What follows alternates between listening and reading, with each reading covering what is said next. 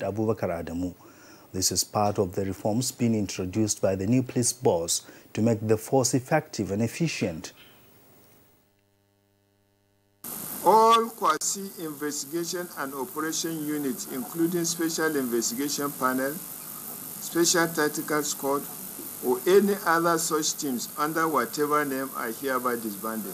The DRG Force CID is to overtake and review all cases that such teams are currently handling, as well as official assets on charge to them, and submit a detailed report to my office within 2 weeks.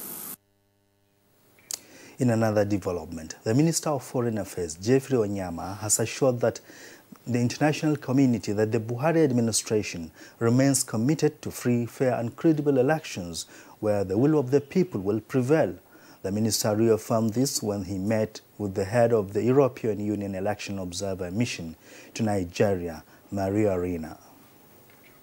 Mr. President has announced in every forum, in The Hague last year at the inauguration of the 20th anniversary of the International Criminal Court, the African Union, and all his bilateral meetings with global leaders, that he's going to do everything within his powers to ensure free, fair, credible elections.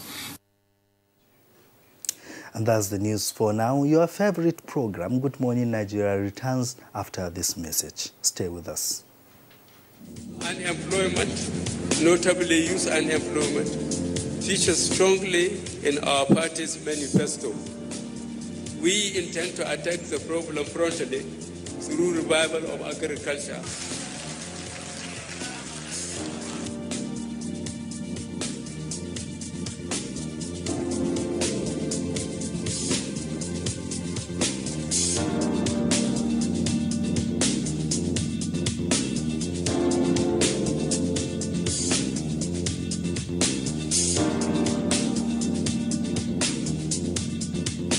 The 30K is going a long way. Actually, I bought an acre of land for 60K like 2012, and presently I have a cassava farm and a yam farm.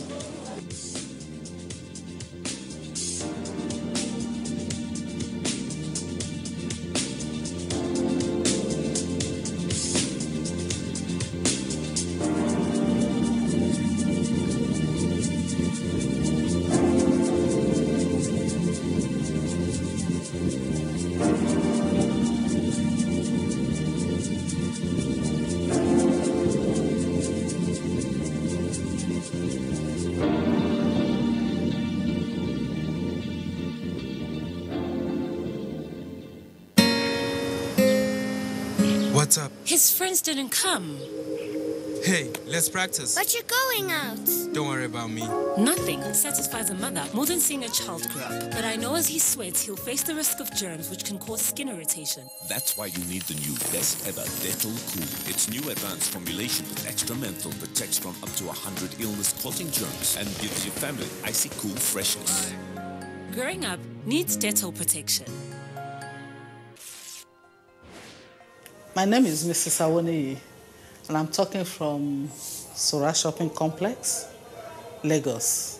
I just want to talk about the IPP electrification project in Sora Market. I run a boutique business, and I have really benefited from this project so much because since it took off, I don't use my generator any longer. I've had to move my generator home. And I don't think I was once disappointed. Let's hope it will be a permanent project that we will enjoy for a long time. It's so convenient and it's so reliable to some extent. Since they started, we've not had cause to have a shortage of light or anything.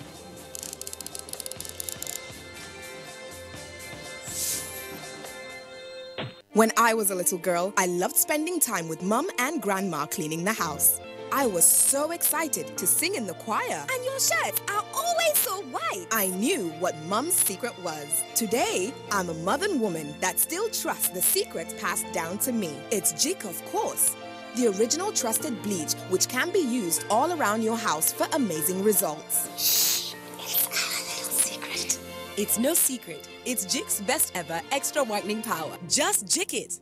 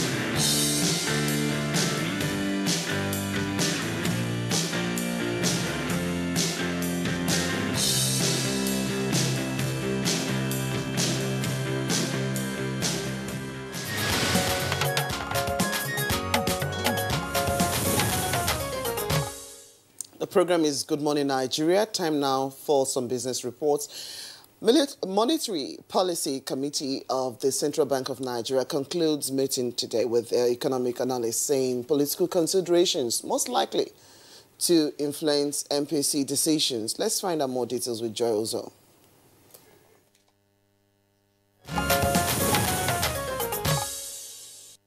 Welcome. As the Monetary Policy Committee of the Central Bank of Nigeria concludes its 265th meeting today, economic observers are of the view that the MPC would be mindful of the current political situation in the country and so will go for maintaining the status quo. A professor of capital market at Nasarawa State University, Kefi, Professor Uche Waleke, who spoke off camera, says members will most likely vote for a hold on the policy parameters, adding that the reality is that in spite of the increase in last month's inflation rate to 11.4%, the MPC is not likely to further tighten monetary policy in order not to jeopardize economic and prevailing political situations in the country. At its last meeting in November 2018, the MPC maintained the monetary policy rate at 14%, with the asymmetric corridor at plus 200 and minus 500 basis points around the MPR. It also retained the cash reserve ratio and liquidity ratio at 22.50% and 30%. The CBN, for close to 2 years, has retained all MPC parameters, citing inflation as a core reason, even against the wishes of some manufacturers and lenders. Still on the CBN, the Apex Bank has said that any failed instant payment transaction not reversed into the customer's account within 24 hours after complaint by the sender or beneficiary should be reported to it. The Director of Consumer Protection Department, CBN, Mr. Kofo Salam Alada, said that the CBN had mandated banks to pay a fine of 10,000 naira to customers for each failed transaction not resolved within 24 hours. The directive was contained in a circular published in September 2018. He said Nigerians should report to the Apex Bank any such infractions for appropriate sanctions on erring banks and other financial institutions that abuse the system. And to stocks, equities market opened first trading day of the week in the red. Next is a graphic representation of the closing figures.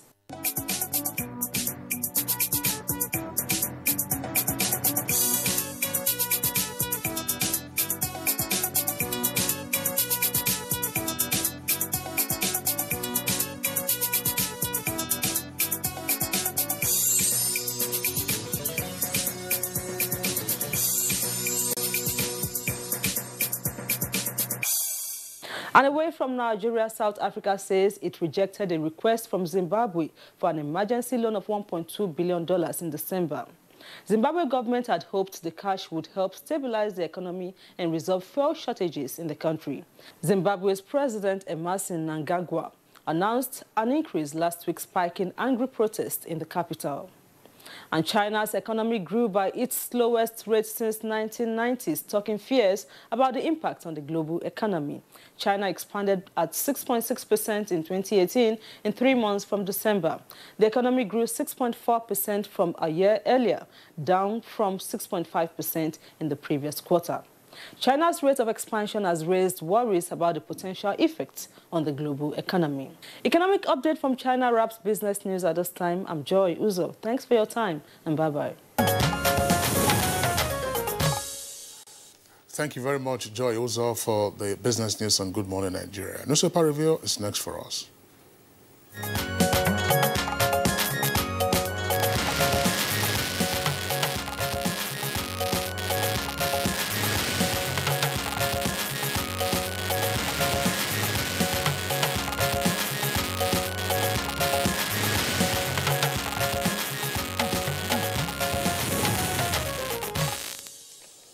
Bayo Toyibi is already seated. Good morning to you, Bayo, and welcome to today's review. Good morning, Blessing. Good morning, Kingsley, and good morning, Nigeria.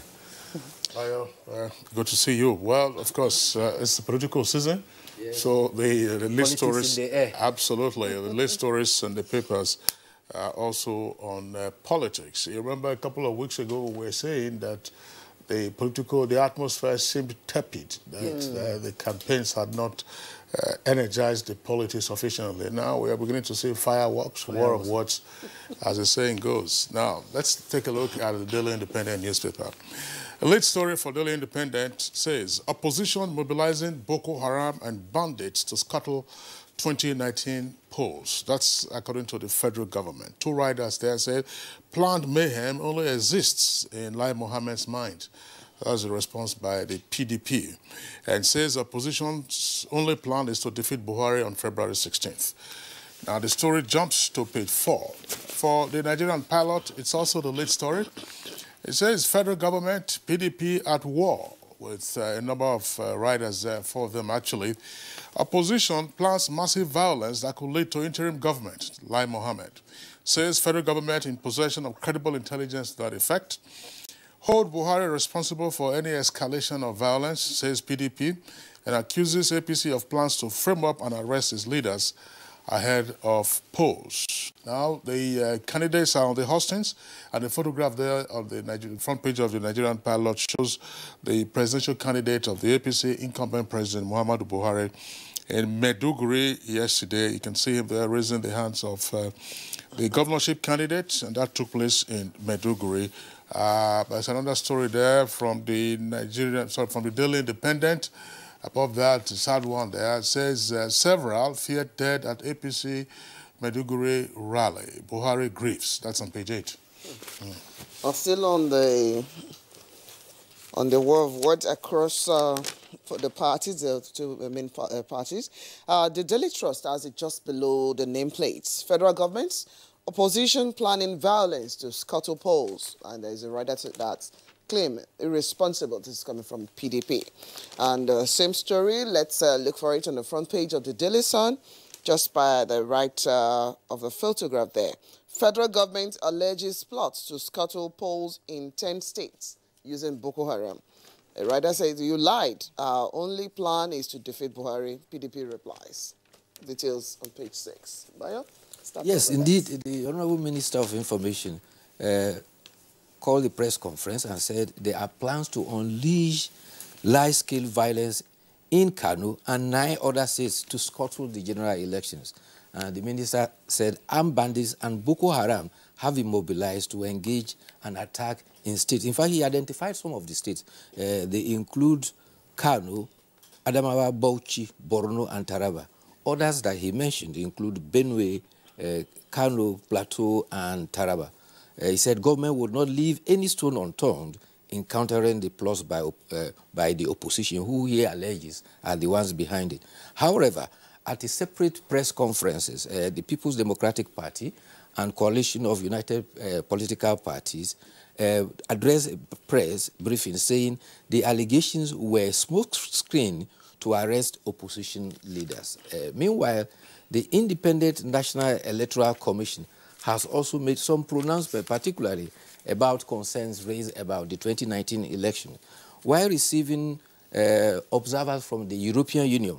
The chairman of INEC, Mahmoud Yakubu, said the allegations by political actors are usual, and therefore INEC enjoins the public to disregard them. He said allegations of outsourcing recruitment of INEC personnel to partisan political interests is all false. He said, with 25 days to election, INEC Commission is poised to deliver free, fair, and credible election. He, however, identifies a latest strategy in vote buying. He says food vendors who usually sell food at polling units are now being used as agents, but INEC is ahead of them, and they are working ahead to make sure that that will not work. I mean, how are they being used, the food vendors? Is it that you go there to get your puff-puff, or you go there, you get your akara, or you get rice? Or maybe as they are wrapping the puff-puff for you, they are also including the, including the... Apparently from his brief, he says that those are going to be the locations for keeping the money. Okay. So as you use, they will use that as a smoke screen, as if this is the money they are getting from the sales. Actually, why it is a depository for the money they will use to give to politics. Yeah. There was justification for having those food vendors around in the past, especially when you had to do accreditation first, and then voting then started several hours later. And some felt that, listen, it was better for there to be a sense of merriment rather than there to be antagonism. But now that those food vendors are being targeted as I would say, treasurers for... accessible to possible rigging. Yeah, for treasurers. So I think that, and then INEC now says, as part of its guidelines, that it will be simultaneous accreditation and voting. So you are accredited, you vote, and you go away. Yeah, you go away. Or even though some other political actors have alleged that that would not be transparent enough, in the sense that you wouldn't know how many persons were accredited on the spot, and therefore how many persons actually voted, and the tally of the accredited and the tally of the votes. All right, either way, well, it's just mutual suspicion among the political actors. Exactly. That is just it. Yeah. But we will get there gradually. If you go back to our elections, 2003, this subsequent one, 2007, was more credible than the previous one. And everybody acclaimed that 2015 election was highly credible. And so far, INEC beats its chest by saying that it has received less court cases ensuing from 2015 so it should get better by in comparative terms. Okay. Did you say that 2007 was better than 2003? No, I don't think that's correct. I mean, Yaradua, who was elected himself, said yes, there was challenges with the 2007. Improvement began in 2011. 2011, that's right. 2015. 15, yes. I agree. Yesterday on Good Morning Nigeria, what we discussed had to do with arms stockpile or proliferation of arms and light weapons and the 2019 elections. We already have a sense of insecurity in different parts of the country.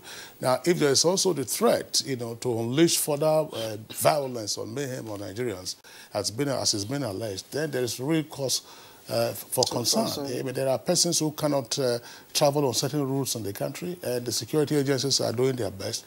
And this is not the time, to escalate that, because no matter what, if violence is unleashed and people win elections, the economic consequences will reverberate for a very long time to come. Even for people to actually come out, if it's noticed or perceived to have aspects of violence, no one will come out to vote. There is an agency that came out with the information the other day that, apart from the concern about proliferation of arms, they allege that some political actors are in the habit of acquiring security outfits uniforms, and it was part of the ploy to give to their thugs, and therefore they will create an impression that it is security agencies that are actually acting on that plot. And so they must do something to stop all this. But Bayo, that's a very important point. Unfortunately, that escaped us yesterday when we were discussing the issue of arms stockpiles and then the election violence.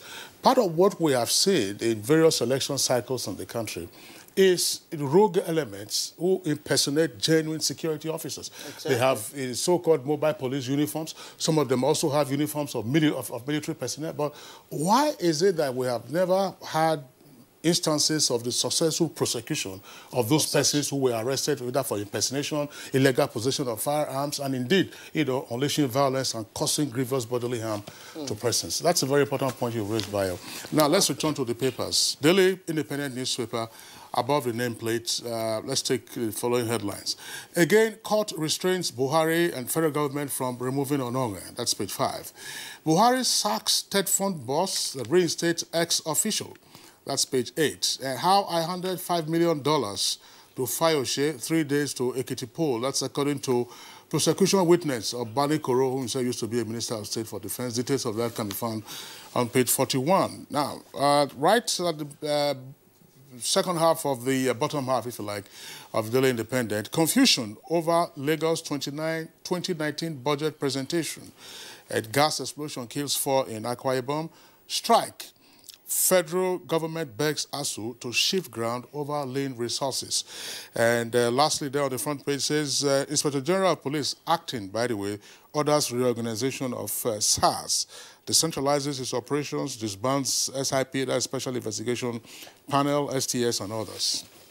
Okay, I'll take off from the last one, which is on the Acting Inspector General of Police. Just beside the piece where, on the piece for Daily Sun, you have IGP Adamu disbands Federal SARS, puts CPs in charge. Find a story on page 5.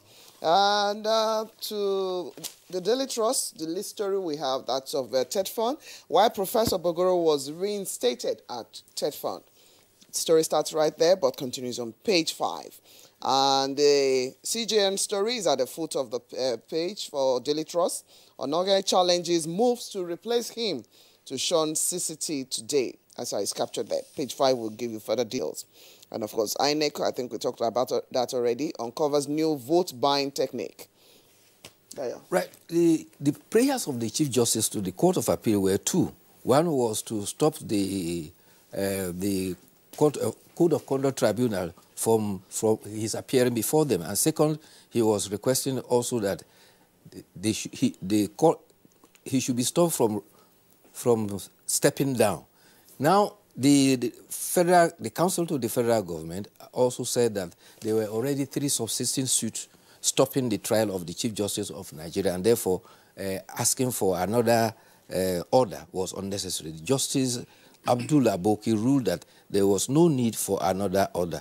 He adjourned for the hearing on January 24th. Meanwhile, the federal government is saying that all information that has been put in the public domain, that government is putting pressure on the Chief Justice to resign and also planning to frame 3 justices are all false. Special Assistant to the President, Femi Adesina, says they are a figment of the imagination of those who are publishing it, and he says that is fake news. However, he says federal government is fight against corruption, will always do so with the highest standard of fairness and in conformity with the rule of law.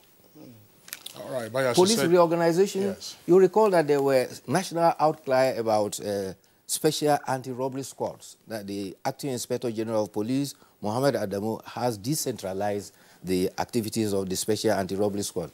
Henceforth, they are to report to the commissioners of police of the 36 states of the Federation and the FCT. There were other special investigation panels too that were instituted.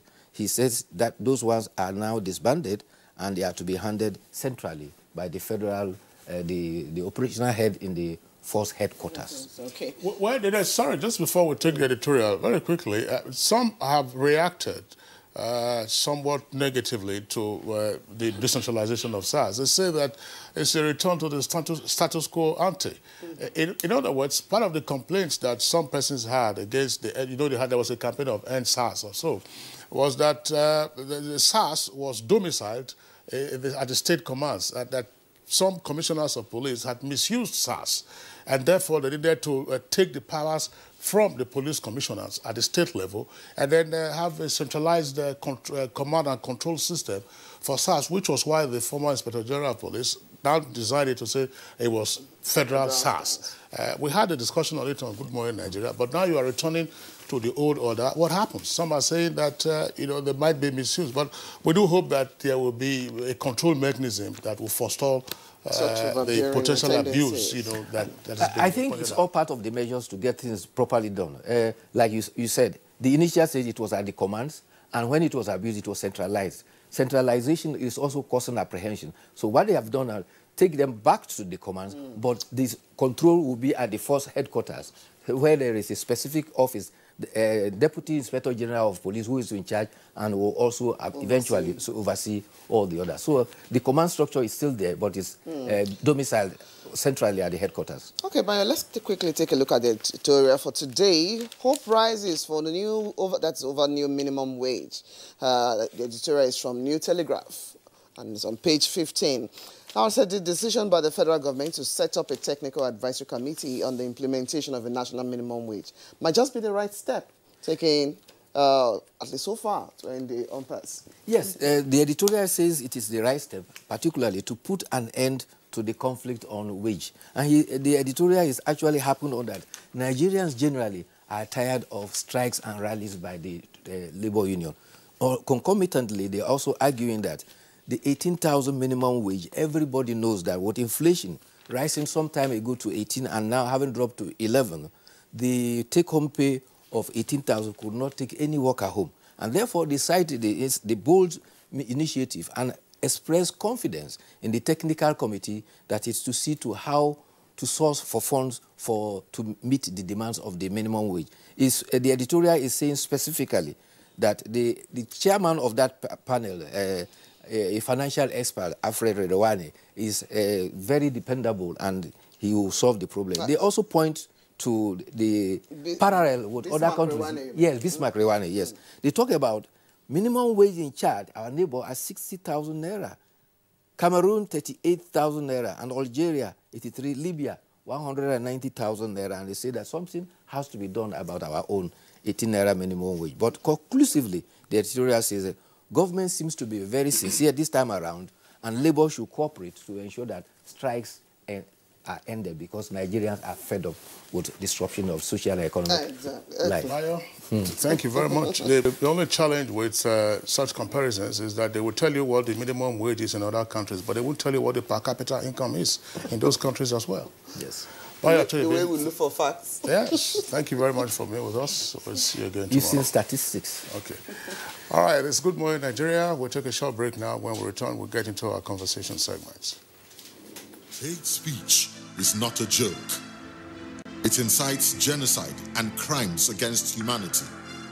Most of Africa's civil wars are caused by hate speech from one tribe against another.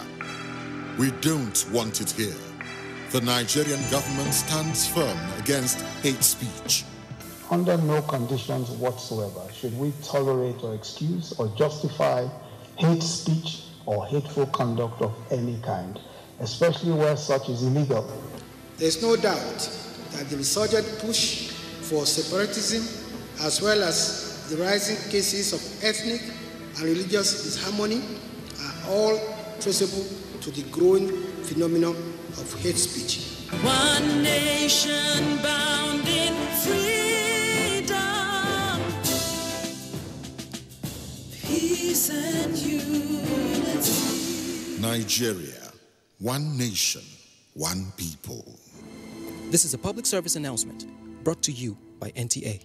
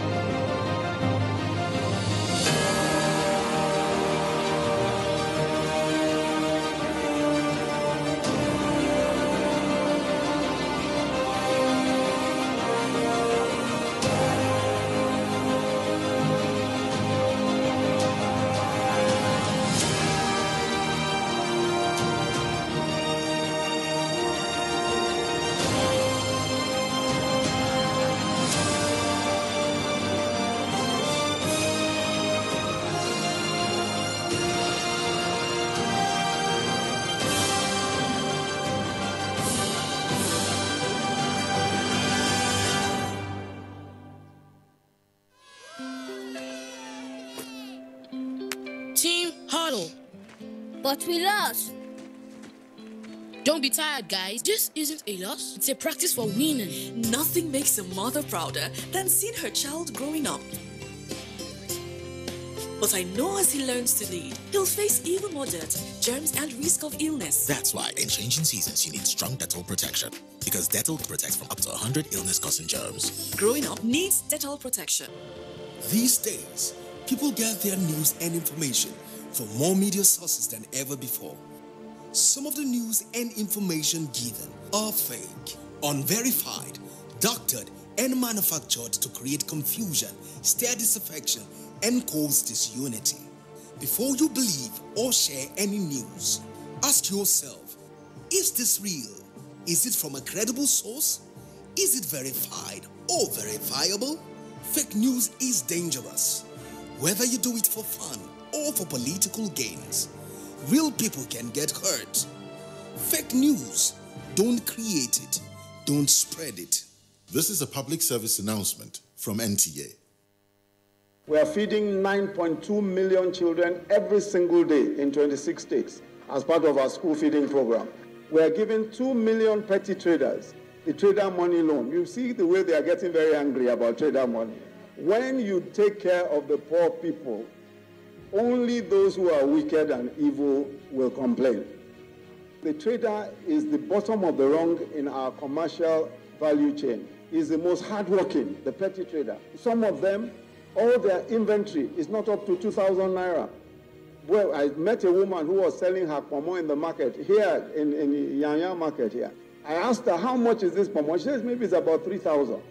And then I asked her, how do you make profit? How much profit do you make? She didn't even answer me. She just pointed to another woman whose pomo was in a little bowl to show me that, look, I am a big player here, despite my 3,000.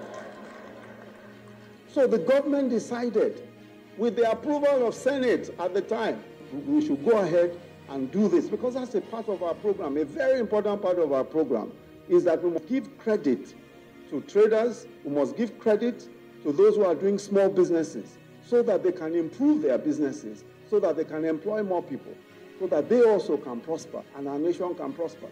This is the reason why we're going around doing the trader money and also what we call market money all over the country. 2 million petty traders. And we're going to continue to do so because our people deserve a better life.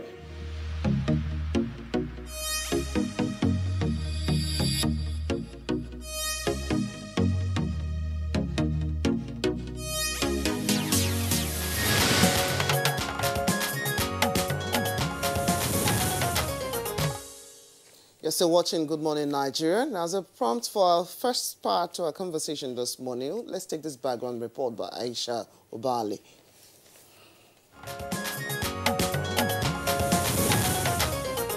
In 2015, when All Progressive Congress took over power, the most popular slogan then, and which is still echoed today, is change. Many Nigerians were seeking for change to return the nation to the path of growth and development after the return to democratic governance was not being fulfilled.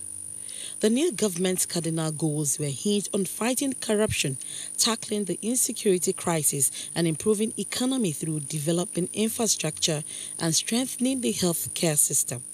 Barely 3.5 years into the 4-year tenure of the administration, the impact of the government, almost every sectors that it pledged to address, are receiving varying reviews, from exiting a severe recession, coming up with economic recovery and growth plan, building the nation's foreign reserves, improving tax collection, blocking holes and wastages through the implementation of the Treasury single account, to other policies and programs that have seen the country carefully navigating out of the muddy waters that fall in oil prices plunge countries into. The various social investment programs introduced to address youth unemployment, women empowerment, conditional cash transfer, trader money, just to mention a few, have seen millions of lives impacted, especially in the homegrown school feeding program. The agricultural sector, which is perhaps the greatest beneficiary of the administration, has become the new bride for investors, with the value chain generating employment and creating wealth. The success stories of the rice revolution, wheat production and yam export have all made this once neglected sector becoming the choice of all. The Anchor Brewers program, which is the magic wand that made haggard and wretched farmers into millionaires, and the return of moribund fertilizer companies to full-scale production, thereby reducing the cost of the product, which was hitherto the privilege of few, to 5,000 naira and available in every nook and cranny. The mining sector is also having a new lease of life, just like the manufacturing sector and small, medium-scale enterprises. A new vision for the Niger Delta in collaboration with development partners is changing the narratives in the region to make it more habitable by implementing the Ogoni cleanup and fast-tracking development through provision of infrastructure. One area which the administration has touched the lives of Nigerians is its care for senior citizens by paying the pensions of many agencies and organizations whose former staff that are retired or laid off but left without their entitlements. The list seems to have no end as the government tries to provide the change it pledged 4 years ago. From the testimonies of Nigerians, change has moved from a mere slogan to concrete and impactful programs touching all sectors and groups across board. So what do Nigerians feel about the change mantra of the administration? How have the programs and policies impacted on their lives? Good Morning Nigeria will have guests who will answer these and more shortly.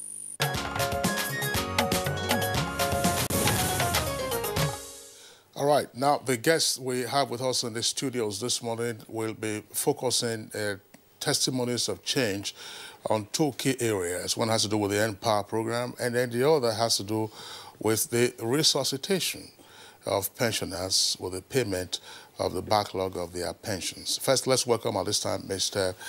Akpotego Isiakpo-Beje. He is Chairman, National Union of Pensioners at the Delta Steel Company sectoral branch. Mr. Isiakpo-Beje, pleasure to have you on Good Morning Nigeria today. Good morning, my pleasure to be here present. Also here with us in the studios, we have Mr. DK Berry Charles. Is an Empower beneficiary and is based in Kano. DK Charles, pleasure to have you on the program. It's my pleasure. Good morning. All right. Also with us in the studio, I'd like to welcome Yahaya Kabiru Megeri. He's an indigene of Kano and also a beneficiary of the Empower projects. Good to have you here, Malam Megeri. It is my pleasure to meet you. Good morning. Okay, let's also welcome Orioye Benedict Baishemori from Ilaje local government area of Ondo State, also a beneficiary of the Empower. I think this is an NTeach volunteer. Good morning to you, Mr. Baishemori. Good morning, Nigerians. It's my pleasure. All right, now before we get on with the Empower beneficiaries, let's take a look at those who had worked in the past and unfortunately they didn't get their benefits at the end of their service, and that's why we're bringing in Isiakpo-Beje, of course, who worked at Delta Steel Company along with his colleagues. Mr. Isiakpo-Beje, give us a sense of what the situation was like with the pensioners at Delta Steel. Thank you very much. It is a very pathetic situation with the Delta Steel Company from our workers. As at the time the company was operating, nearly 6,000 workers were employed. Some of us were really in a hurry to be employed in that company because the scheme was so nice. It's a scheme that is designed to give the young ones there some technical training, so that even apart from working in the company, you can also help yourself. That dream was cut short when the then administration and management of the company came up that they want to downsize, they want to revamp the company. And they start terminating workers and everything. So with that termination, a lot of people were laid off. Not because they are not good at the job. Maybe some dirty politics I can attribute that to. Then the worst thing happened when we the pensioners, were eventually thrown out of our rights with the privatization of the company. We were expected to be put on steady pension, monthly pension. It may be very small, but if it is coming, because we are used to monthly salaries, so if it's coming, we can sustain with our families and go with it. 13 years ago, that project of paying the little pension was stopped. And we just don't know where to start life from. The family witnessed total breakdown, breakage of homes. We cannot even provide for our families. So it becomes so serious. There are some of us who said we can't continue like this. We are Nigerian citizens, and we are children of God. We cannot be looked upon as if we are forced to live. God created us. But the leadership then were so adamant, nobody cared about us. So we started protesting. In 2009, precisely, we took the protest to National Assembly here in Abuja. Demonstrated there for about 7 days we were outside. Late President Editorial gave us a little thing with some promise, but death snatched him away from us. We keep on protesting how we can be put back. But what really saddens our heart is that the former president, who actually witnessed the sales of that company, privatized that company to an idiot firm, a terrible idiot businessman who don't even care about the progress of anybody in this country. He's not interested in that investment. He's just come to dupe the entire country so that we can be plunged into suffering. Claim that we have been paid. I will say no. We cannot tolerate lies from such level of leadership. We know how big is the data stick company and its ability to create high-level human capacity development among the youth if that company was still going. We don't actually want that in, but the government have the right to hire and fire, but don't throw away the liability. This is where we stayed that. For good 13 years, we were forgotten about. Forgotten about. We keep on writing, all level of representation, cry to every person that we can talk to. About how many were you at the time? At that time, we were up to about 5,000 plus. But as I speak now, because of the hardship there, we lost up to about 664 persons while waiting for this pension. Lost them to death? Mm-hmm. Death, yes, to death. Mm-hmm. Yeah, you were talking about the majority shareholder and the firm that took over the data still. We don't have any evidence that his purpose was to dupe the country. But why was it that the major investor failed or neglected to pay your benefits? Well, according to the sales purchase agreement, the core investor, that is the idiot firm that took over the place, was not actually asked to pay us, because the sales purchase agreement specified that the liability of the pensioner should be the function of the federal government. But where we're a bit confused is that the federal government ought to take up the payment of the liability, that is the pension, the monthly pension, couldn't come up with it. That's why you see people dying. So if the government has failed us like that, and we look at it, the company, no good business is going on there. The few people they employed when they took over were all casualized. People were being used like animals there. The people like us, we cannot really look at things like that and we are comfortable with it. We don't want to really trouble them. If you can do the business there, those who are lucky and who are still young enough, who have the necessary training to work with them, you can work with them, but treat them like human beings. They pay them. But as for we should be paid our monthly pension. This is just our result. So this present intervention that you're here to testify, tell us how it all started for you. All right, this is a very good one. In fact, it's gladdening my heart to say that in my life to experience what is happening now. At about 2017, the government of President Muhammadu Buhari gave an order to the PITA, the Special Transitional Arrangement Directorate. He gave order to them to come and verify us. No fewer than 3,600 and roughly 4,000 of us were verified. And that is also gladdening our heart is that those of our colleagues who are dead, their next of kin were actually also verified. And if they can produce their letter of administration from the High Court Probate Registry, they also be paid. myself as the chairman, I want to make sure that even those who are dead are alive.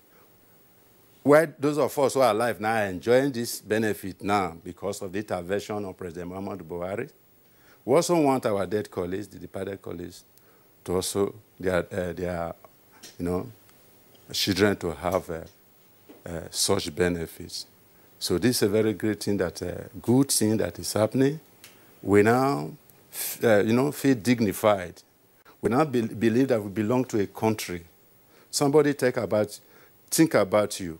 What I want to say here is that, we don't even care. Nobody care about you they know how much you care about them.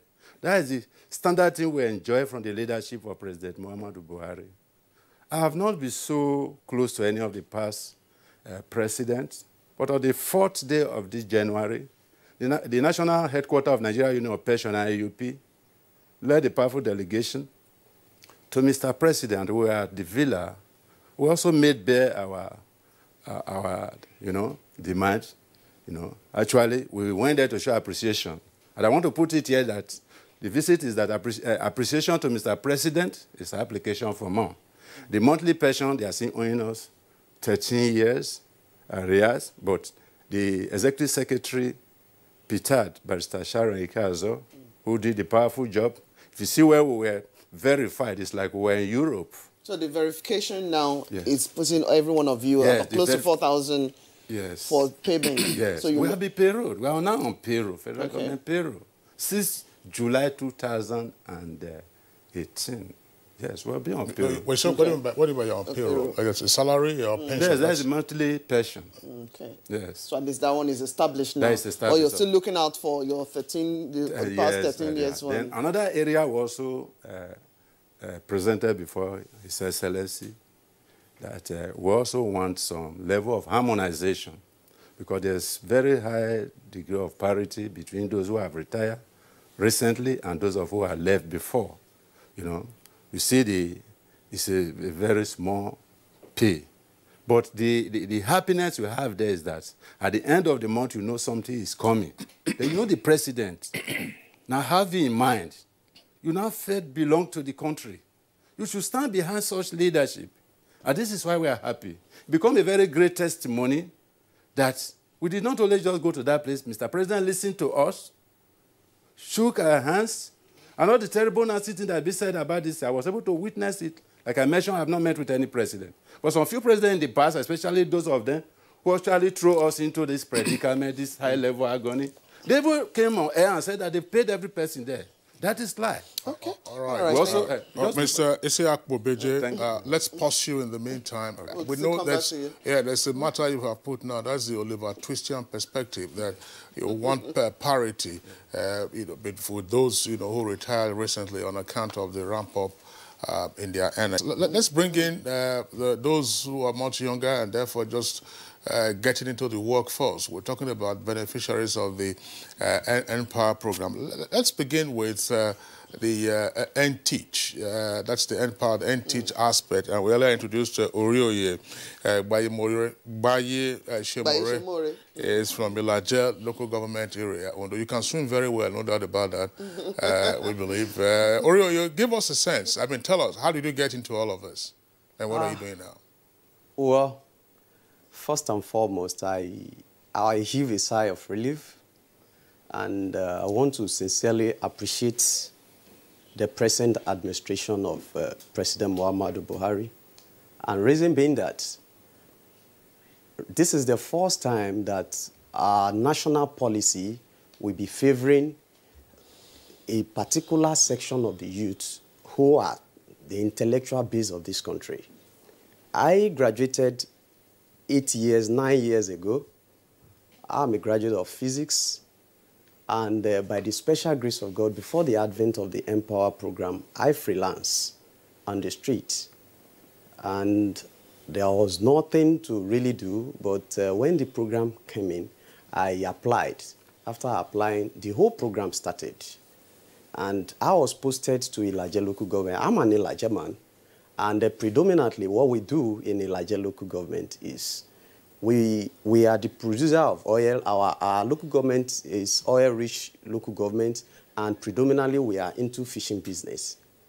So my PPA is in Community Grammar School, Ilekwete. I am a teacher. So when the program started, I was doing it, and the payment started coming in 30,000 naira. I started making a little contribution. Reason being that the crayfish itself is one of the most coastal resources that we have in my area that is underexploited. So I took advantage of this, and I learned about so many things on the Empower tab that was given to us on value chain, entrepreneurship, and so many things. So from there, I started doing the business gradually. I started doing it small, and by a special grace of God, I'm growing it big. And of course, the Empower program has been so impactful, especially in my area, in my local government. Aside from being an oil-producing local government, now, the program has done two things that is very germane. One, it has actually reduced the over-dependence on oil by our people, especially the younger generation, that of course, there's a value chain in the seafood industry and the fisherman. And one, this is the only government that has actually taken into consideration the fishermen, because they are principal stakeholders in this country when it comes to farming. A lot of people are there craving for seafood and the likes. There are some people that are out there that the government cannot touch, which are the fishermen. They are facing a lot of challenges. But today, with the advent of this Empower program, I have been able to be a pathfinder that, look, with Empower, the fishermen are considered. Because as it is today, the Empower program has moved me from dependency to independence, because as it is now, I am an employer of labor. I have created job. I also supply this my crayfish to the school feeding. And I give kudos to the government of Ondo State and my focal person, Mrs. Ademoso Olubomi. She saw the passion in the young men in Ondo State, and a lot of changes are happening. We have a lot of entrepreneurs that are coming up in this country through the Empower program. So I give it to the government. Okay, Mr. Baishe Mori, the initial takeoff is for you to teach, as the end teach. Yes. That shows you're a teacher. So from the look of things, from your other explanation now, you've diversified the interest now into looking at what is predominant in your area, crayfish and some other seafood, you said. Yes. So what happens to the teaching? You've abandoned that? Yes, thank you very much. You see, as a teacher, as a professional teacher, you are expected to know little about everything. And with the advantage of the tablet that was given to us, the way the Empower program is designed in such a way that it is a transitional program to move you from a level of dependency to independency. I got that part. So what happens to the teaching now? The teaching aspect of it is going very well. Because what I do after my class, and because we close by 2 o'clock, after my class, I will still have to go to so it's an after-school passion for you, which you're building up. Yes. Okay, initially, when this project came to your side, when this project came to your side, was there the believability from the young persons around that, okay, it's another of such government's gimmicks? How did the youth around there receive it? I'm still going to throw the same question. Yes, first and foremost, the perception of Nigerians and our mentality is that this is another form of national cake. We have had such kind of programs in the past, but we thank God for the technological advancement that is involved in this program, and it has made the program a very reliable one. You don't need to come to Abuja. You don't need to go anywhere to access anything on the program. All the devices, all the training, the learning platform, all you need is on your tab. All you just need is to click on it. All right. Thank you very much, Mr. Baishemiro. Now, let's get to Yahaya Kabiru Migeri. How did you get into the Empower project? And you also invested your time and trust. So share your own testimony with us. Yes, it was like a dream that comes true. Initially, I graduated from Ahmadu Bello University in the year 2012. And without any job. And being an indigenous of Kano, there are some little things that you can do. But even those things, you need capital. And I don't have it. So as God answered my prayers, then this program of NPower comes, and I applied. And I also persuaded some people to apply. Some people were saying that if you apply, you will not get it. It is based on who you know, what, and so on. So I forgot about that, and I moved on and I applied for it. And I was selected without anything. It's just very simple. The procedures are very simple. You just applied online, you did the test, I did it, and I passed, and I was shortlisted. I just checked my name online using my handset, and I saw my name, Megari Yahya. So it was a dream that comes true. So what aspects are you into in the NPower? I'm into N-Health. N-Health? Yes. Okay. How is it playing out? Yes, I was posted to School of Hygiene, Kano, because I'm a graduate of anatomy. So I was teaching them anatomy there. Okay. That's what you're doing solely, or you are also diversifying? Yes, I diversify because initially I told you I persuaded some of my friends. One of them is seated here, Charles. So we meet together and discuss on what to do so that we can move from the dependency part to become an independent. So we think of rice processing as because of the recent government policy. So when we thought of that, we said our challenge is the equipment. So what we did, we contributed part of our stipend and buy the paddy rice. The paddy rice is the unprocessed one. So we buy the paddy rice, then we took it to a friend. Initially, we were introduced by a friend who we asked him about how the business is, and he told us. Then he now trained us. We spent like about 2 to 3 months on training because you have to learn how to even know which rice is good, which one we are going to use, and which one has low doki. Doki is like unripe rice. You will see it. It has half rice and half black and something like a chap. So he trained us on how to parboil, how to soak, how to parboil, how to destone, how to dehusk, and all the other process of milling. All right, let's bring in DK Berry Charles. Charles, you've been sucked into the NPower scheme. How did that happen? Well, I have to say that I'm grateful. I graduated from University of Maiduguri in the year 2013. Yeah, by God's grace, I was able to graduate with first class. Unfortunately, sorry, say that again? I graduated with first class in human anatomy. So from which school? University of Maiduguri.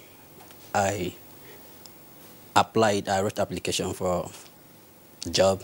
I was denied. So I went for NYC. Let me just go straight. I went for NYC. I was able to serve in the University of Uyo, Akwa Ibom State. The then head of the department, Dr. Gabriel Kandan, he recommended me. He gave me a graduate assistant to lecture during my NYC, which some people did not believe, my core members did not believe. So after everything, after my service here, he recommended me. He said I will not leave the university, that I must venture into lecturing. So I was proud of it. I stayed with the university, but because I don't have any godfather, I was not given an appointment. He tried his best. So I was heartbroken. I left the university. I spoke with my brother. He said, okay, you cannot just give up like that. You have to continue. So he gave me, Mr. Dike Kelechi, he gave me money for my MSc. I bought the form. I went to BUK to do my MSc. So during the program, this NPower stuff came up. And, I have really gave up because I don't want to do anything with government again. I just want to have my MSc and go forward because I really wanted to enter into academics. So during the program, I've been applying other scholarship, federal government scholarship, jobs, and the rest. So when the NPower program came up, my friend here, during lectures, he told me, I can remember one of their lectures, I think forensic medicine, he told me that Charles, that this program, he showed me on his tab, on his phone, Say that, can you apply for this empower? I say, dear, forget about Nigeria. You know, anything in Nigeria now, if you apply anything and you don't know anybody, nothing for you. So he said, no, just give it a try. I said, no, I will not. I left the lecture class. I went to my room. I was sleeping. He still called me. He said, Charles, give this a try. I said, okay, let me just try it. I just applied. I forgot about it. So continue with my program. Later, he called me. He said, Charles, check your number with your, if you are shortlisted with your number. I was reluctant. I did not do it initially. Later in the evening, I now log in and check it with my number. I just saw congratulations that I've been shortlisted. Wow, that was the phase. I was like, okay, you know how things goes on, and rumors started dropping in that, you know, even though you are shortlisted, that they will still do screening. They will still screen. So we have to go to our various local government for screening.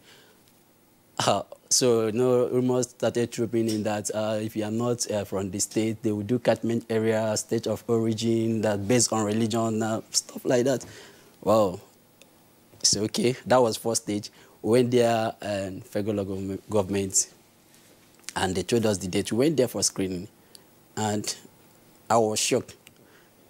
The screening was based on merit.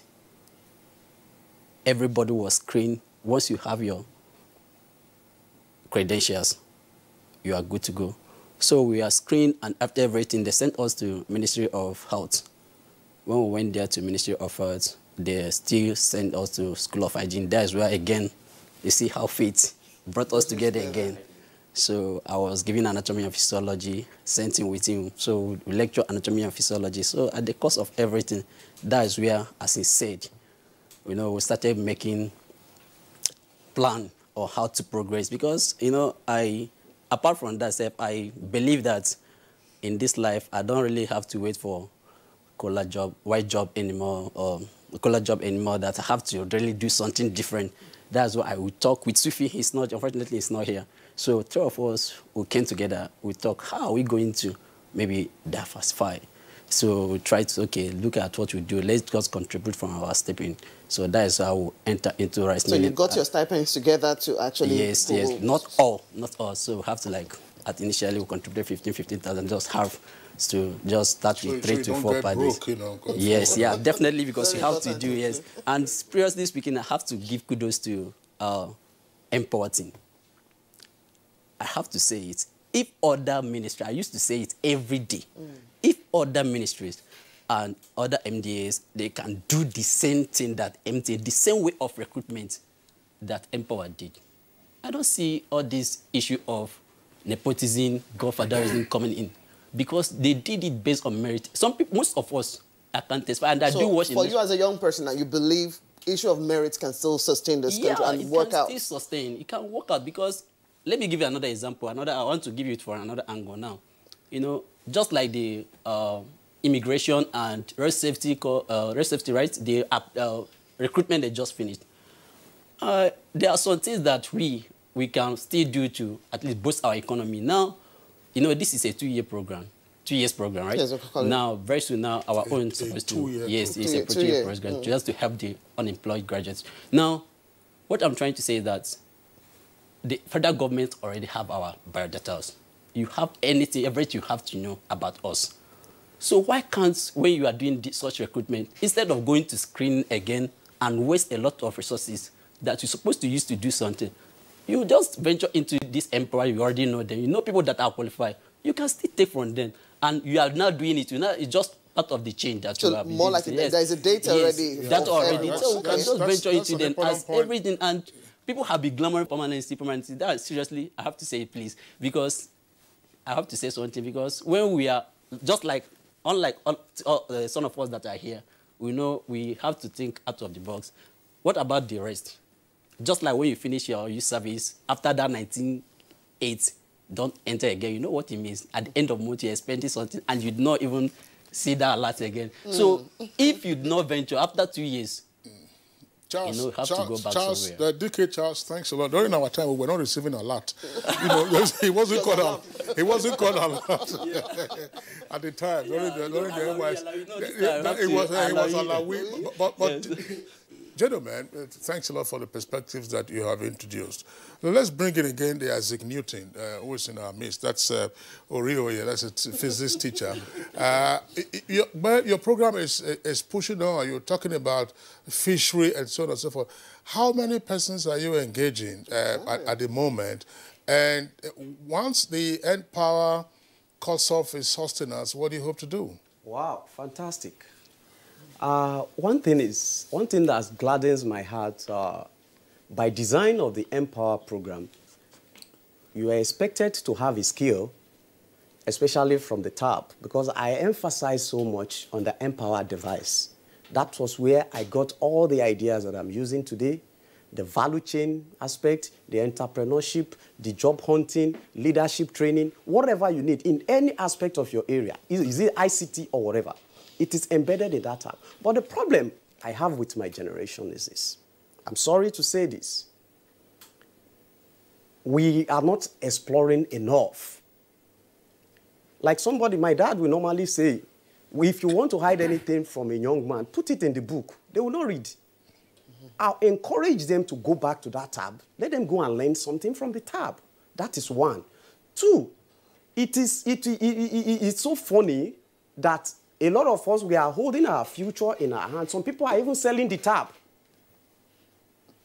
To buy recharge card. I don't understand. To buy recharge card or what? It shows that, you see, some people don't know the importance of what they are holding. So that is why me, as an entrepreneur, of course, I'm already an employer of labor. Presently, I have 30 graduates that is working with me in my processing factory.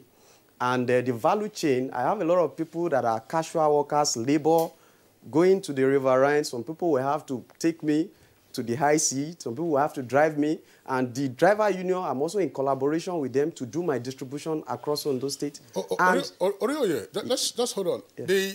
The tablet, that's the Empower tablet. Yes. I recall with this Empower is something that we have discussed on this program, yes, including the Senior Special Assistant to the President on the Empower, the SIP Special Advisor as well. We have had them on this program. Is the tablet, is it transferable? Yes, by design. I don't think it's transferable because the tablet is customized in all your details. Your name is there, your BVN, everything is there. Okay. But I want to say maybe some of them, maybe they are just displaying unnecessary ignorance. All right, Charles? What really happens is that, you know, at the initial stage, I will tell you that after a year, automatically it now becomes yours. So that is why some people now have to wait. They waited for that 1 year for it to expire. So that's why they started selling it. And again, I don't know why they don't make use of this, because you have, every month you are giving data, 750 MB. So you can browse, you can do something, you can make, like me, during lectures, what I do in the School of Hygiene there, during lectures, I do use it. Okay. I use it to just like project. Get Megari's contribution after the 2-year period. What next for you? At least because there is expected to have this replacement for other people. We were lucky that we established this process. We already have the market chain, and the people that are buying from us. We are just planning. Not let me include all of us, the 3 of us. So we are planning to see that we move forward, because our main problem as youth in Nigeria is that when you develop one idea, you dream of it, when definitely you will face some challenges and obstacles. So instead of you to back up, you have to look on the way to surface those problems. So we are now thinking of how to get the equipment, and we expand it. We make it to be one of the best rice millers.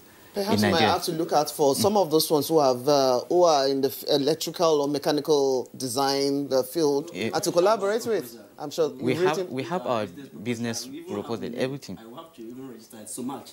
We join our name, Swifi, Megari, and Charles. So we have so much agro. So we have agro companies. So That's- already that's a- we that's have a- the proposal. Unfortunately, we that's did a not come bus- with. We it's a wanted to business- print it. It's a business name. Yes, it's a Bus- corporate business. Once you have to register it. So now what you are planning to do is that we'll try to maybe if we can get grants. We already have it. Unfortunately, we have the soft copy, but we don't have the hard copy with us because we tried to print it from the hotel. The printer was bad. All right, So, Orioye has something to add to what you...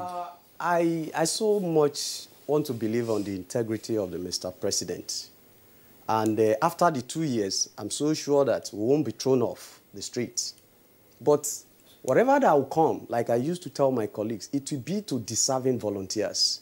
Indeed, let me tell you an experience. When we started, some people were so ashamed to identify themselves as an Empower beneficiary, that these are jobless people, so you don't have a job before. And I said, what is worth doing is worth doing well. So not quite long, when the program was about to elapse on November last year, the Special Assistant to the President on Job Creation, Afolabi Makwede, he said, there's going to be an enhancement package for everybody. So meaning that the federal government is already cooking something better for us. And from that enhancement package, we have been paid another salary apart from when our job must have been terminated by November. We were paid December. On the 27th, I received my own 30,000 naira. And I did my Christmas and New Year. Very fantastic. So it shows that... Not with all your seafood. Yeah. So it shows that the process of the enhancement is ongoing. But, you know, bureaucratic process in government will not make things hasten. But I'm so sure that I won't be thrown off the street, but I'm sure. But Orioye, thank you very much. This crayfish stuff you were talking about, I hope, you know, we'll have blessing. We have to be distributors here in Abuja. No. There's room for partnership and distributorship. So I will bring you in. I will even be happy that you're coming. When you go to the market, when you see one small cup of crayfish like this in Abuja here, the price mixed with dirt, you know, the price is very. Wow. Let me tell you. Let me shock you why I'm still in the business, sir. Don't give out all your trade secrets, by the way. Crayfish, yes. I want to say it's one of the best so far in this country now. The reason is this. Because of the value chain, the value addition in the crayfish, the shaft is removed, the thing has been deboned. You know, there are a lot of people, they love taking this crayfish, but there are challenges. As an entrepreneur, I look at their challenges that doing this stress is what is making people so you keep repackaging for a better output. So for better output. That's Orioye Benedict Bayeshemuru. That's your first degree is in physics. Yes.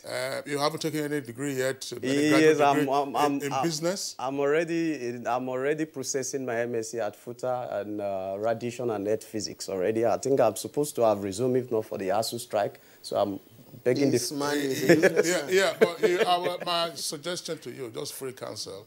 You know, take some courses also in business. It would be very helpful. Business management. I mean, it's an MBA straight. That should be helpful. The same thing with the anatomy. The gentleman with the first class in anatomy from Unimed, and the other gentleman also with a degree. I finished my MSc. Yes. So, gentlemen, you guys keep at this.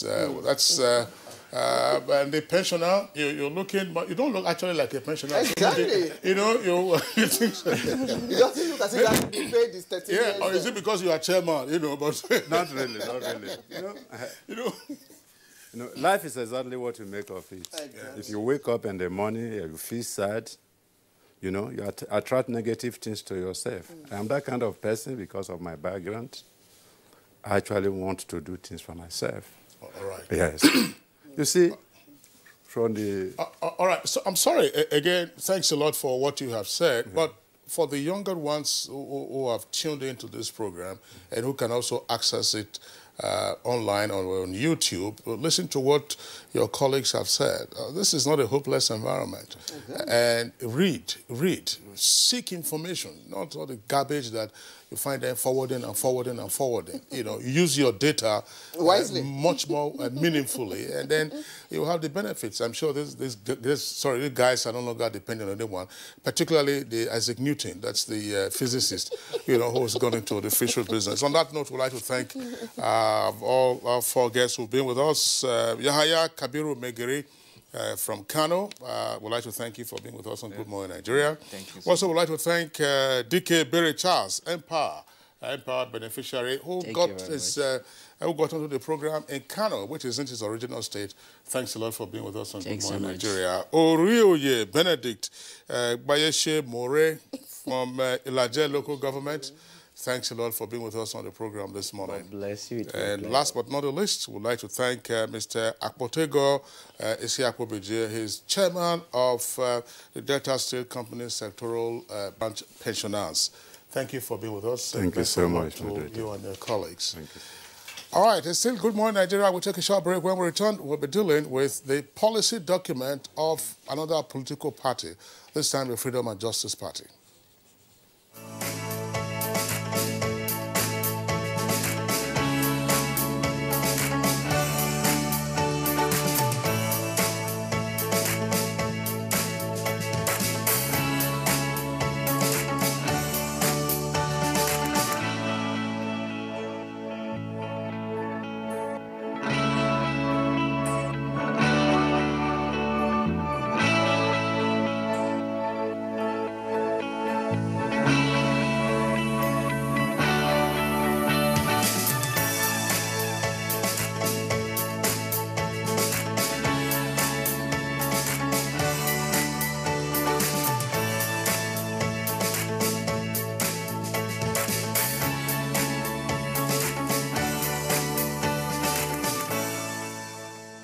This is to announce the formal launch and official flag-off ceremony of Forward with Buhari campaign. Mr. President, you are the best choice for our nation. Special guest of honor, His Excellency, Vice President, Professor Yemi Oshibajo. Special guests include all governors, Adams Oshiomole, APC National Chairman, and Mr. Boss Mustafa, Secretary to the Government of the Federation. Date, Tuesday, 22nd January 2019. Venue, International Conference Center, Abuja. Time, 3 p.m. Forward with Buhari Campaign Committee. Announcer.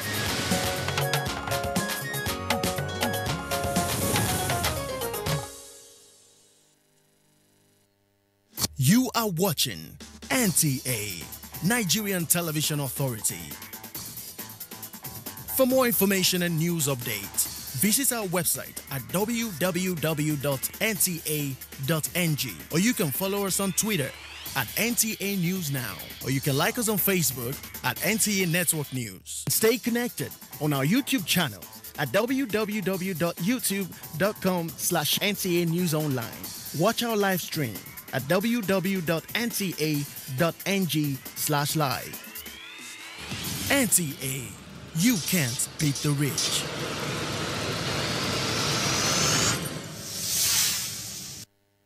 All right, welcome back. If you just tuned in, it's Good Morning Nigeria, reaching you live on the network service of the Nigerian Television Authority. As we indicated before we went on that short break, we are taking on the Freedom and Justice Party to interrogate their manifesto and, of course, find out why they are in the race for the presidency. First, let's welcome the presidential candidate of the Freedom and Justice Party, Dr. Breakforth Onwubuya. Breakforth. Thank you. To Good Morning Nigeria. Good morning, Nigerians. All right. Also here with us in the studios is Apostle Samuel Aduviere. He's the National Publicity Secretary of the Freedom and Justice Party. Aduviere, pleasure to have you with us on the program. My pleasure. Good morning, Nigerians. All right. Welcome, gentlemen. Nigeria without tears, obviously, you could have seen something that is causing the people their own tears. Why do you want to become the president of Nigeria? Well, my ambition for presidency is not just an ambition, but it's a mission. Tell us about this mission. With my exposure, having lived outside the country and experienced and enjoy advanced democracies, enjoy free medical health, enjoy wonderful infrastructures, the country I live in, Netherlands, and I feel that Nigeria and Nigerians deserve the best. Issue of leadership is issue of vision. A leader must have a vision, and that vision is what is known as manifesto. One, what we intend to do in our party is to make Nigeria an economy, agro-economy. We have 10-point national revolutionary agenda. 10 points? 10-point agenda. We call it revolutionary agenda. Now, one of the agenda is economic revolution. Under the economic revolution, we tend to tackle our economy in 3 ways. One is agroeconomy. 2 is industrialization of the economy. 3 is technological-driven economy. How do we do that? Now, Nigeria is blessed with abundant land, natural resources, and human resources on tap. You see our boys, we have over 80 million youths, of which over 43 million or more are unemployed, roaming about in the streets. Many of them are out of the country. What do we do? Well, first of all, we want to look at across the country. Our government will build 12 farm settlements. Because, you know, as I used to tell people, government has no business in doing business. But government creates a neighborhood environment for private sector to drive. So our government will not get involved in doing business, but create a neighborhood environment for private sector to drive. One is to, what we call agroeconomy. Build 12 farm settlements and houses in each of the local government across the country. That's 774 local governments in the Yes, country? 12 farmhouses. In each of those local government, yes. Now, we have intention to train about 10 million youths, graduates, on agriculture. Some will handle the tractor because it's going to be mechanized farming. Because you see, if you go to Europe, they have bad weather. They have no good land. They have little land, but they produce enough food to feed the people and export. How do they do that? It's mechanized farming. So we intend to go into mechanized farming, whereby we train about 10 million youths in various areas of agriculture. And those that operate the tractors, those that will maintain the tractors, those will train various areas of animal farming, crop farming, various areas. Then we deploy each of the youths to the family yards. What do you think of what you might inherit if you became president? Because there is an agricultural program and agenda, if you like, that is ongoing. What do you think? You think that what is in there is unhelpful enough? You want to catalyze Nigeria's economic growth and development through the agroeconomy? What will you be inheriting? Well, if you look at what is on ground now in the country, it's not good enough. You know, our government will go into massive agricultural investment and build the town farms and train the youth, engage the youth, and the youth in turn employ other youths. Now, in each of the local government, we also want to have what we call cottage industries. Because if as they are producing, they will have an industry that will buy off the product. They package the product for export. We still have enough for the local consumption. So by that agricultural activity, because you see what we intend to do was matching the agriculture with industrialization. The agriculture will work together with industries. Now, in each of the local government, we have the agricultural, the town farms, we have the cotton industries. Now, the cotton industry will give employment to the youth. The farm yard will give employment to the youth. We have enough food. We have enough export for export. And in the next 2 years, we will give Nigerians 85 million jobs, which are from that agriculture and industry. All right. Let's pause in the meantime so that we just find out, address some questions as to how realistic this option is. You keep talking about 12 farm settlements in each of the 774 local government areas. Farm settlements are not a new thing to us. I mean, we had them in the First Republic, no doubt about that. But there are some local governments that are already heavily urbanized. So what will you do with regard to such local governments? I'll give you some examples, for instance. Go to Lagos. Where are you going to have a farm settlement on Lagos Island? Where will you have a farm settlement on Tiosa? Where will you have a farm settlement in Ikeja? Come here to Abuja. Amak, where will you have a farm settlement? Well, if you look at that, there's some local government. It may not be all local government, as a matter of fact. But look at for you go to Abuja here, you see vast land. Like go to Kuje, Gwagwarada. You may not have such land in Amak. So those area government that are heavily urbanized will be excluded. But those local government that have enough land where we put those industries. So it may not be necessary in the whole 74 local governments. I don't need to be disrespectful, but somebody would just ask this question. Do you have political experience? If no, then the follow-up would be, why don't you attempt to try this out at a local level to see how it plays out before seeking to escalate it to the national level? Have you been a local government chairman before? I don't know be a local government chairman. I've been in the party administration. I run for House of Rep. I run for governor. I've been in party administration for the past 15, 16 years in party administration. So I don't need to be a local government chairman before I become a governor, before I become a president. It's a matter of having the vision for a new Nigeria. Well, I'm sure why the question came is, okay, most of the time, everyone wants to start at the top. Some of those things, you are still going back to try out some of those, your vision or mission at the local government level, because that's where the people are, the people you want to serve are. Yeah, but you see, the vision we have is not to, because the vision we have is a large vision. And for we to be able to carry the vision, we have to start from where we can execute the vision.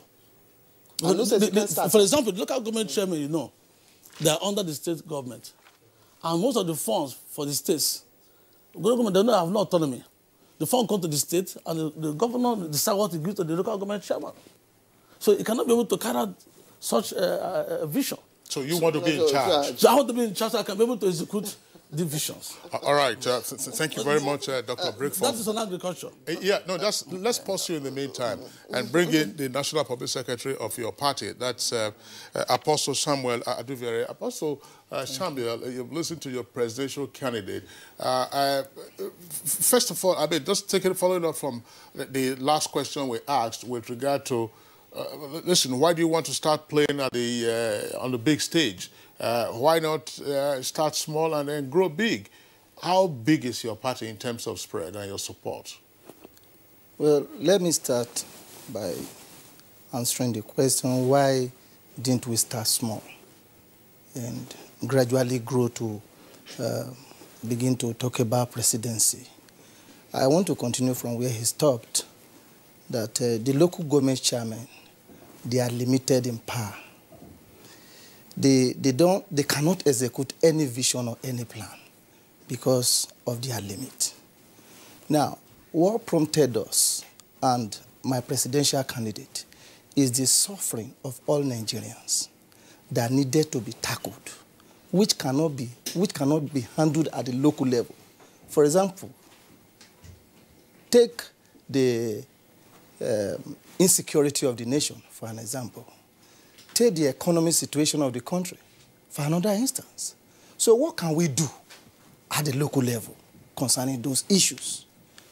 So we need someone with vision, a God-sent like our presidential candidate, to actually look into the condition of this country. He's well exposed. He's highly experienced. More experienced than some other political leaders, presidents, governors in other countries. I can beat my chest. And one of the things why I love him and why Nigerians are fortunate to have him is that he is a reverend doctor. He's a God-fearing man. If we must solve the problem of this nation, we must have God-fearing leadership. It must begin with that. People that can stand on their word. People that have someone that have the people at heart. Someone that has the heart of a pastor. Someone that is caring. Somebody that can listen to the pains, to the tears, to the agony of the people. In addition to the presidency, which other offices are members of your party contesting? We have all. We have the governors, the House of Rep, the National Assemblies, and all of them. How many governorship positions are you running we have 15 for now. The message you've been taking around the country, he asked part of the question I think you didn't take on that. How widespread is the structure you have put on ground? Well, we are well spread, but at the same time, we are not looking at our singular strength. If other bigger parties can be looking for other parties to align with, who are the Freedom and Justice Party, not to form a coalition, not to align with other people, so you are aligning in order to synergize our strength and to actually get the desired result we need in this nation. Because even if we come to power by the grace of God, we are not going to run Nigeria as what people used to do, the winners take it all. No, we would want to run all-inclusive government in Nigeria. How will you do that? The electoral system ensures that it's winner take all. Well, that is why we are Freedom and Justice Party. We are innovative. We are visionary. We have vision. So we want to do something different. We want How? So if you win now, you will say, okay, no problem. We'll concede it to the party that came second. Would that be part of it? That's not what I'm saying. How will you actualize that? Now, those of us that we are together in alliance or coalition, there are good hands. There are people we can work with. We can work with in our government, our new government, by the grace of God, when we come to power. So those people, we'll bring them in to form the new government so that Nigeria tears, the tears of Nigerians in all ramifications will be wiped out. Apostle Samuel, thank you very much. Let's bring in again Dr. Breakforth Onwugboya, who is the presidential candidate of the party. You talked about the agro-economy as one of the 10 major planks of your party. What do you have on security? Yeah, on security, you know that one of the major problems of security is unemployment. You see, they use kidnappers, armed bandits, and all that. It's all about unemployment. By the time we tackle the economy problem, having, I said, in the next 2 years, we're going to give Nigeria about 85 million jobs were available for Nigerians. The Nigerian youth are focused. And at the same time, there's enough food, the economy is being transformed.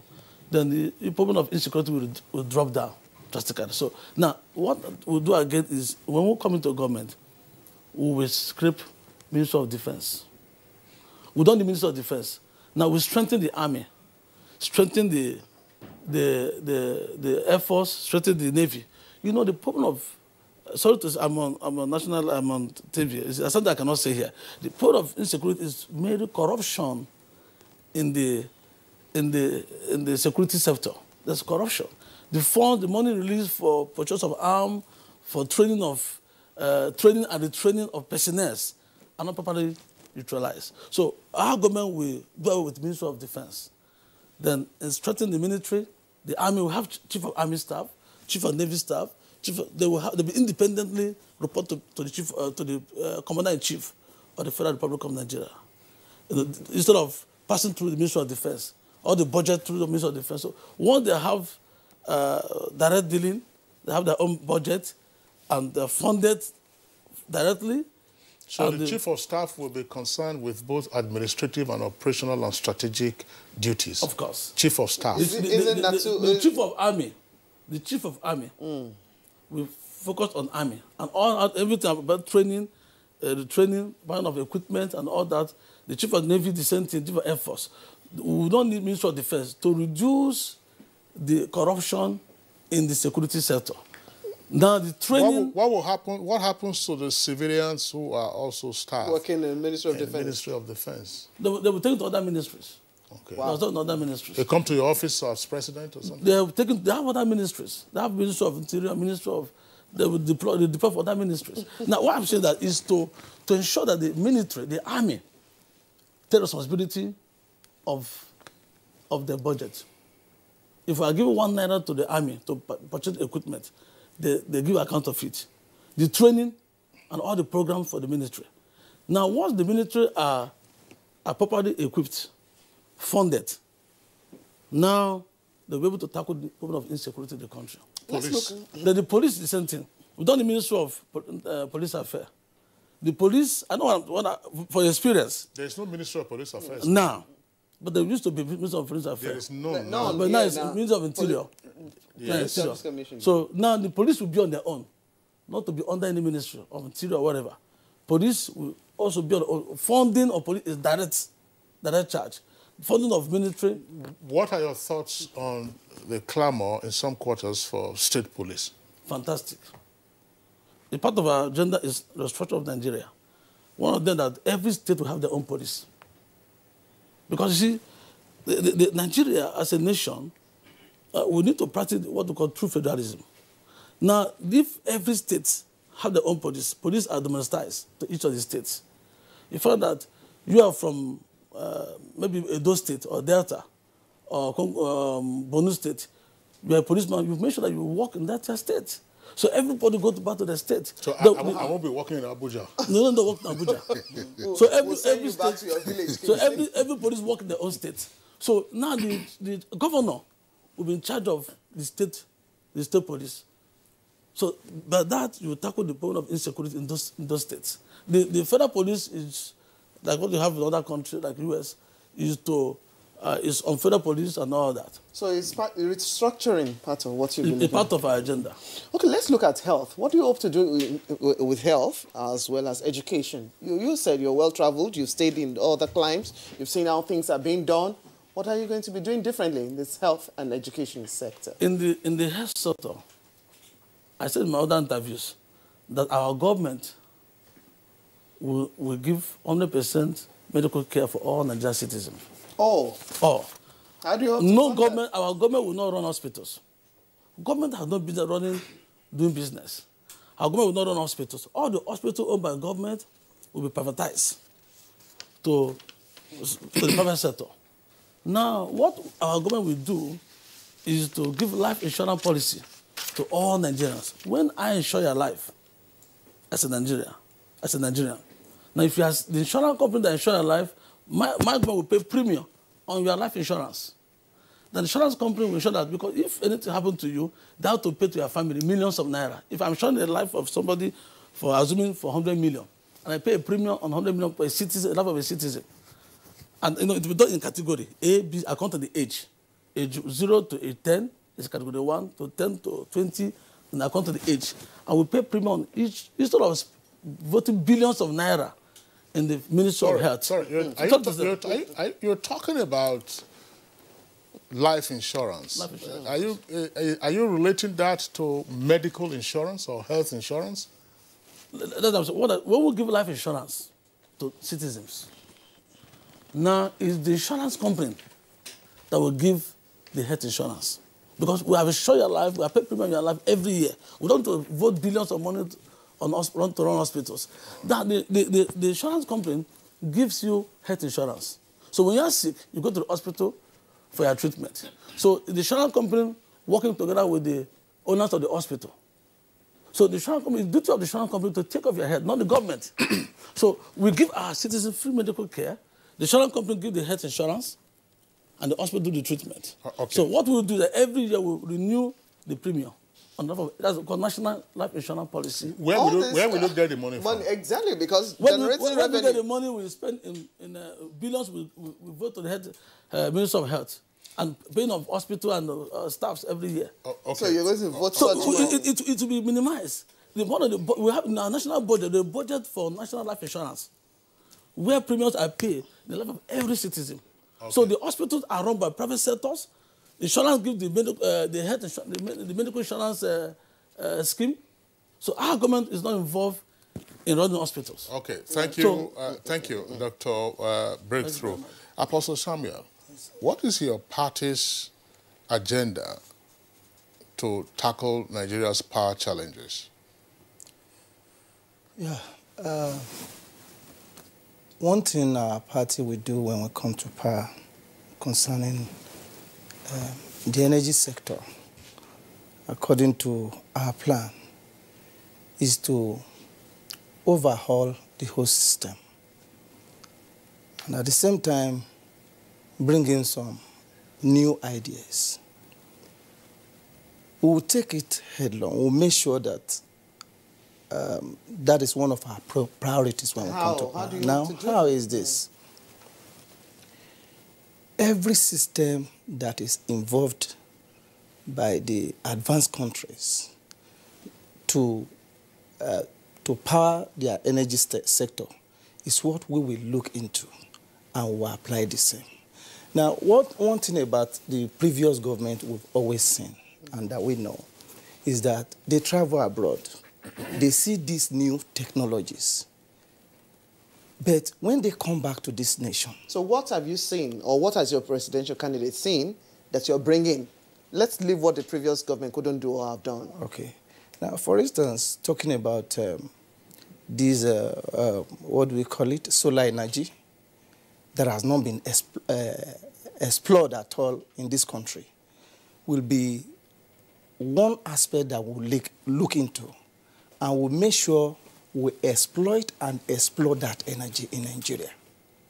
Because doing the same thing the same way implies that the person has no idea or he's insane.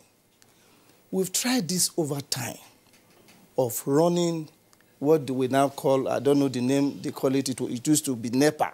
Children, everybody know, you used to know it, but now they call it PSCN or whatever. Now, you didn't know ECN? So if I know ECN too, so if that's the same way, if we do it the same way, we'll keep getting the same result. But when we diversify into other systems, like bringing in the wind and the solar energy system, it will boost our, then that is one. Two, we are going to partner with foreign investors. We'll bring them in. Then our local investors here, we'll encourage them. We'll privatize it to make sure that there's efficiency in energy sector. What will you do with discourse? There's already a legal relationship between the consumers and discourse on the one hand, and between discourse and the government on the other hand. What will you do with discourse? Disco is a good idea, but what we'll do differently is to make sure we sanitize the system. Because like we said, we all know that every sector in Nigeria has been corrupted. There's corruption everywhere. And the way to do it is to eradicate the corrupt system.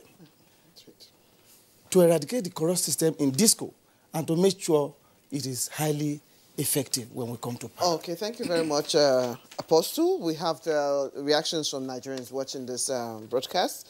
We'll run through them for you to know. From Festus Akimboyewa, we have Freedom and Justice Party appears not to have a strong voice in Nigeria's political space. Unlike other new parties, they've presented a manifesto that is not costed, while promising free education, free healthcare, and free everything without telling us where the money will come from. And Ishmael also tweets, now, watching the Freedom and Justice Party candidate leaves me with the impression, small party, big dreams. Delejak Solomon tweets, just like the second tier or third tier parties, the Freedom and Justice Party has a fantastic blueprint of solving Nigeria's marriage of problems. But whether the party has a national coverage is a big question. The party has a lot of work to do to market its candidates at all levels. And Cecilia Koroma has this tweet. Since federal government has touched the lives of pensioners, and it is real, the pensions of several years paid. Now, the testimony of your guest about what pensioners are enjoying is not exaggerated. Yeah, that's the first part of our conversation. Really. All right, so those are the tweets that we can accommodate. We'd like to thank the two guests who have just been with us. The presidential candidate of the Freedom and Justice Party, Dr. Breakthrough Onwubuya. Thank you. Breakforth. Oh, sorry. Breakforth and breakthrough, they don't mean the same thing, by the way. Then you break through, then you're breaking forth. Break forth into the presidency. Onwubuya, wish you the best of luck on this. I would like to say one word. Just hold on a second, please. We're out of time now. Please. And then Apostle Samuel Aduviere, who is National Public Secretary of the Freedom and Justice Party. Gentlemen, thank you very much for being with us on the program. Yes. We wish you the best on the 16th of next month. All right, let's go back down to our foreign desk. France has summoned Italy's ambassador to the country after the Italian Deputy Prime Minister accused the French of exploiting Africa and fueling migration. Italian Prime Minister Luigi Di Maio called on the European